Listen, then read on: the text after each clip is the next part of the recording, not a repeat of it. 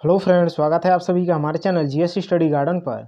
आज हम लोग बाल विकास एवं शिक्षा शास्त्र का प्रैक्टिस सेट नंबर 12 करने वाले हैं। चलिए वीडियो शुरू करते हैं। वीडियो अच्छा लगेगा तो लाइक कर दीजिएगा।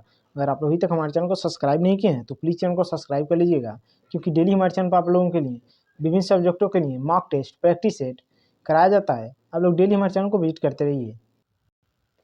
चलिए पहला प्रश्न देखते हैं। आप लोग अपना स्कोर कमेंट बॉक्स में जरूर बताइएगा। कह रहा है बचपन से वयस्कता के परिवर्तन काल का समय कौन सा है? ये दिया है प्रारंभिक बाल्यावस्था, बी दिया है माध्यमिक बाल्यावस्था, सी दिया है पूर्व संक्रियात्मक अवस्था, डी दिया है किशोरावस्था। तो देखिए बचपन से वयस्कता के परिवर्तन काल का जो समय होता है इसको कहा जाता है किशोरावस्था। ऑप्शन डी इसका राइट आंसर हो जाएगा। चलिए नेक्स्ट देखते हैं। कह निम्न में से किसके लिए स्थूल गामक कौशल के उपयोग की आवश्यकता होगी? ये दिया है ब्रश से पेपर पर पेंटिंग करना, बी दिया है पेपर के टुकड़े काटना और चिपकाना, सी दिया है सुई में धागा डालना, डी दिया है चलना और दौड़ना। तो स्थूल गामक कौशल की आवश्यकता जिसमें होगी हो जाएगा चलना और दौड़ना। ऑप्शन डी इसका राइट आंसर हो जाएगा। चलिए नेक्स्ट देखते हैं। देखिए कह रहा सामाजिकरण की प्रथम संस्था है, कई बार आ चुका है, इंपॉर्टेंट है। ये दिया है परिवार, बी दिया है स्कूल, सी दिया है दोस्त, डी दिया मीडिया। तो देखिए परिवार जो होता है सामाजिकरण की प्रथम संस्था होते हैं। ऑप्शन ए इसका राइट आंसर हो जाएगा। चलिए नेक्स्ट देखते हैं। करा यह मान्यता कि भौतिक वस्तुएं जैसे गुड़िया, कार में सजीव गुण होते हैं, यह कहलाती है। ए दिया है जीववादी सोच, बी दिया है पदानुक्रमित सोच, सी दिया है केंद्रीकरण, डी दिया वर्गीकरण। तो अगर आप सोचते हैं कि गुड़िया और कार में सजीव गुण होते हैं तो यह सोच आपकी जो दर्शा रहा है ये जीववादी सोच को दर्शा रहा है। तो ऑप्शन ए इसका राइट आंसर हो जाएगा। चलिए नेक्स्ट देखते हैं। देखिए कह रहा है अभिकथन ये कह रहा है 4 वर्षीय रिया लंबे और चौड़े दो बर्तन में एक ही समय में समान मात्रा में पानी डालते समय बर्तनों की ऊंचाई और चौड़ाई को एक ही समय में ध्यान में नहीं रख पाती। कारण आर का रहा है जीन पियाजे के अनुसार रिया संज्ञानात्मक विकास के पूर्व संक्रियात्मक चरण में है। तो देखिए ये अभिकथन सही है और कारण आर भी सही है। रिया जो है संज्ञानात्मक विकास के पूर्व संक्रियात्मक चरण में है, अर्थात ए और आर दोनों सही है और आर ए की व्याख्या भी कर रहा है। तो ऑप्शन ए इसका राइट आंसर हो जाएगा। चलिए नेक्स्ट देखते हैं। क्या रहा है संकेतों व अन्य तरीकों द्वारा बच्चों को जरूरत पड़ने पर मदद करना किसका उदाहरण है? ये दिया है पाठ, बी दिया पुनर्बलन, सी दिया अनुबंधन, डी दिया संज्ञानात्मक द्वंद्व। तो देखिए संकेतों व अन्य तरीकों द्वारा बच्चों को जरूरत पड़ने पर जो मदद करने किया जाता है वो ये उदाहरण है पाड़ या ढांचा, या फिर इसके फोल्डिंग भी कर सकते हैं। ऑप्शन ए इसका राइट आंसर हो जाएगा। चलिए नेक्स्ट देखते हैं। देखिए कह रहा है बच्चों की शिक्षा के लिए वाइगोत्स्की के सिद्धांत का अनुप्रयोग प्रस्तावित करता है। ये दिया सहयोगात्मक अधिगम, बी दिया क्रिया प्रसूत अधिगम, सी दिया रटंत अधिगम, डी दिया निष्क्रिय अधिगम। तो देखिए बच्चों की शिक्षा के लिए वाइगोत्स्की का सिद्धांत जिसे प्रस्तावित करता है वो हो जाएगा सहयोगात्मक अधिगम। ऑप्शन ए इसका राइट आंसर हो जाएगा। चलिए नेक्स्ट देखते हैं। करा कोहल वर्ग के नैतिक विकास के किस चरण में व्यक्ति अपने व्यवहार के परिणाम के बजाय दूसरों की अपेक्षा अनुसार कार्य करता है, दूसरों की अपेक्षा अनुसार कर रहा है? ये दिया पूर्व संक्रियात्मक चरण, बी दिया पूर्व परंपरागत चरण, सी दिया परंपरागत चरण, डी दिया पश्च परंपरागत चरण। तो देखिए इसका राइट आंसर हो जाएगा ऑप्शन सी परंपरागत चरण। चलिए नेक्स्ट देखते हैं। करा एक प्रगतिशील कक्षा किस प्रकार की होती है बताना है। ये दिया है परीक्षा केंद्रित होती है, बी दिया पाठ्य पुस्तक केंद्रित होती है, सी दिया शिक्षक केंद्रित होती है, डी दिया विद्यार्थी केंद्रित होती है।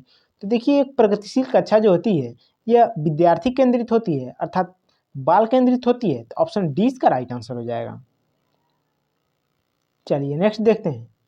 कह रहा रेणु एक विद्यालय में परामर्शदाता है। हावर्ड गार्डनर के सिद्धांत के अनुसार प्रभावी परामर्शदाता के रूप में उसके पास कौन सी बुद्धि होनी चाहिए? ए दिया है भाषाई, बी दिया स्थानिक, सी दिया है पारस्परिक अर्थात अंतर्वैयक्तिक, डी दिया है अंतःवैयक्तिक। तो देखिए इसका राइट आंसर हो जाएगा ऑप्शन सी अंतर्वैयक्तिक अर्थात पारस्परिक। ऑप्शन सी इसका राइट आंसर हो जाएगा। चलिए नेक्स्ट देखते हैं। कह रहा है राष्ट्रीय शिक्षा नीति 2020 के अनुसार एक शिक्षक को शिक्षण अधिगम प्रक्रिया के दौरान प्राइमरी स्कूल के बच्चों से संप्रेषण के लिए किस भाषा का प्रयोग करना चाहिए? ए दिया है केवल क्षेत्रीय भाषा का, बी दिया है केवल हिंदी भाषा का, सी दिया है केवल अंग्रेजी भाषा का, डी दिया है बच्चों की मातृभाषा का। तो देखिए प्राइमरी स्कूल के बच्चों से संप्रेषण के लिए जिस भाषा का प्रयोग करना चाहिए, चूंकि करा राष्ट्रीय शिक्षा नीति 2020 के अनुसार, तो इसका राइट आंसर हो जाएगा ऑप्शन डी, बच्चों की मातृभाषा का। चलिए नेक्स्ट देखते हैं। कह रहा है 5 साल की वैशाली ने अपनी माँ से कहा, माँ मुझे अमित की तरह फुटबॉल चाहिए। वैशाली को जवाब देते हुए उसकी माँ ने कहा, फुटबॉल से तो केवल लड़के खेलते हैं, मैं तुम्हारे लिए एक छोटी सी प्यारी गुड़िया लाऊंगी। माँ का जवाब क्या दिखाता है? ये दिया जेंडर रूढ़ि, देखिए जेंडर भूमिका में लचीलापन, बी दिया लिंग समता, सी दिया लिंग रूढ़िवादिता, डी दिया लिंग प्रासंगिकता। तो देखिए जो दर्शा रहा है लिंग रूढ़िवादिता को दर्शा रहा है। ऑप्शन सी इसका राइट आंसर हो जाएगा। चलिए नेक्स्ट देखते हैं। कह रहा है बच्चों का नामीकरण व उन्हें वर्गों में बांटना यदि यह अर्थपूर्ण सीखने को बढ़ावा देगा वह सुसाधित करेगा। बी दिया बच्चों के समूह में हीनता और सीखने की लाचारी को जन्म देगा।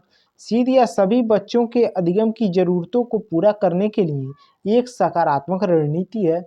डी कह रहा है बच्चों के आत्मसम्मान और प्रदर्शन पर कोई प्रभाव नहीं डालेगा। तो देखिए बच्चों का नामीकरण व उन्हें वर्गों में बांटना जो है बच्चों के समूह में हीनता और सीखने की लाचारी को जन्म देगा। ऑप्शन 20 का राइट आंसर हो जाएगा।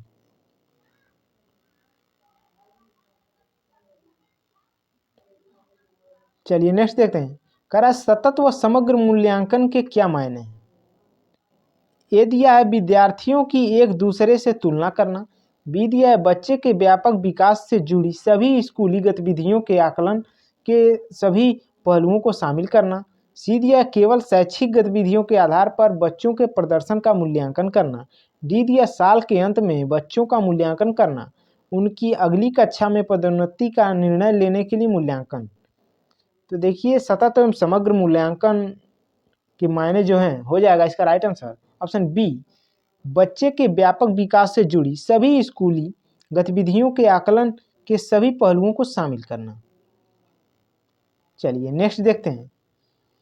कर प्रभावी शिक्षक कक्षा में शिक्षण अधिगम की प्रक्रिया में अक्सर जांच करने वाले प्रश्नों का प्रयोग करते हैं, इससे शिक्षक को किस प्रकार का मूल्यांकन करने में मदद मिलेगी? ए दिया है योगात्मक मूल्यांकन, बी दिया है रचनात्मक मूल्यांकन, सी दिया है मानकीकृत मूल्यांकन, डी दिया है मानक संदर्भित मूल्यांकन। तो देखिए इसका राइट आंसर हो जाएगा ऑप्शन बी, रचनात्मक मूल्यांकन। चलिए नेक्स्ट देखते हैं। करा एक समावेशी कक्षा में शिक्षिका की क्या भूमिका है? ये दिया है बच्चों की विविध जरूरतों का पता लगाना व उनका ख्याल रखना, बी दिया केवल, देखिए केवल निगेटिव वर्ड होता है, कुछ खास विद्यार्थियों पर ध्यान देना, तो बी तो होगा ही नहीं। सी करा है बच्चों को उनकी अकादमिक दक्षता के आधार पर पहचानना व उनका पृथक्करण करना, देखिए सी भी नहीं होगा। डी करा है खास जरूरतों वाले बच्चों को विशेषज्ञ के पास भेजना और सुनिश्चित करना कि उन्हें अलग संकाय में पढ़ाया जाए, डी भी नहीं होगा। ऑप्शन ए इसका राइट हो जाएगा। चलिए नेक्स्ट देखते हैं।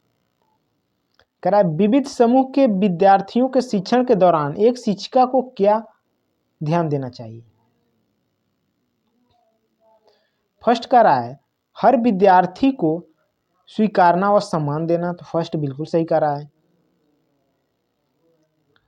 सेकंड कह रहा है सांस्कृतिक विभिन्नताओं को अनदेखा करना, तो देखिए सेकंड तो होगा ही नहीं। थर्ड कह रहा है सुसंगत संप्रेषण बनाए रखना, थर्ड भी हो जाएगा। अप्रत्यक्ष निर्देश देना, तो अप्रत्यक्ष निर्देश देना भी नहीं होगा। पांचवा कह रहा है विद्यार्थियों को स्वायत्तता व लचीलापन देना, तो पांचवा भी हो जाएगा। अर्थात पहला तीसरा पांचवा, ऑप्शन सी का राइट आंसर हो जाएगा।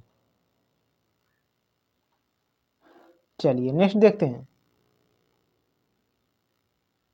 करा एक विद्यार्थी जिसे दृष्टिबाधिता है की विशिष्ट जरूरतों के लिए एक शिक्षक को, फर्स्ट दिया है विविध रूप के दृश्य प्रस्तुतिकरण पर ध्यान देना चाहिए। बी का राय कई प्रकार की स्पर्शी और हस्तकौशल सामग्री का उपयोग करना चाहिए। सी का राय बहुत सी मूक फिल्में दिखानी चाहिए। डी का राय बहुत सी संरचित वर्कशीट जिसमें चित्र हो देनी चाहिए। देखिए इसका राइट आंसर हो जाएगा ऑप्शन बी, कई प्रकार की स्पर्शनीय और हस्तकौशल सामग्री का उपयोग करना चाहिए, क्योंकि दृष्टिबाधित है विद्यार्थी।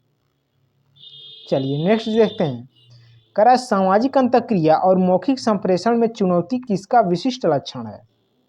ए दिया स्वलीनता, बी दिया अवधान न्यूनता, अति क्रियाशीलता विकार, सी का राय पठन वैकल्य, डी दिया गुणज वैकल्य। तो देखिए इसका राइट आंसर हो जाएगा ऑप्शन ए स्वलीनता। चलिए नेक्स्ट देखते हैं। करा शिक्षक बच्चों को विभिन्न रंगों वाली चिकनी मिट्टी देकर कहती हैं कि उनके मन में जो आता है वो बनाए। इसके माध्यम से वो बच्चों में को बढ़ावा देना चाहती हैं। ए दिया सृजनात्मकता, बी दिया रटना, सी दिया सहयोग, डी दिया अनुशासनहीनता। तो इसका राइट आंसर हो जाएगा ऑप्शन ए सृजनात्मकता। चलिए नेक्स्ट देखते हैं। कह रहा है बचपन के प्रारंभिक सालों में किसके विकास पर ध्यान केंद्रित करना चाहिए? फर्स्ट दिया है शारीरिक कौशल, सही हो जाएगा। सेकंड का रहा है सामाजिक कौशल, सेकंड भी सही है। थर्ड का रहा है संज्ञानात्मक क्षमता, थर्ड भी सही हो जाएगा। फोर्थ का रहा है संवेगात्मक कौशल, फोर्थ भी हो जाएगा। 5 का रहा है अमूर्त तर्क। देखिए प्रारंभिक सालों में अमूर्त तर्क नहीं होगा, अर्थात 1 2 3 4 ऑप्शन सी का राइट आंसर हो जाएगा। चलिए नेक्स्ट देखते हैं। कह रहा है रचनावादी कक्षा में अर्थपूर्ण सीखना है। ये दिया है जानकारी के भंडारण व उपयोजन से होता है। बी का रहा अन्वेषण व अंतःक्रिया के द्वारा खोज की प्रक्रिया है। सी का रहा इनाम व सजा के प्रयोग से देखिए इनाम व सजा के प्रयोग से होता है। डी का रहा बारंबार वेधन तथा अभ्यास से होता है। तो देखिए रचनावादी कक्षा में अर्थपूर्ण सीखना जो होता है यह अन्वेषण व अंतःक्रिया के द्वारा खोज की प्रक्रिया है। ऑप्शन 20 का राइट आंसर हो जाएगा। चलिए लास्ट क्वेश्चन है।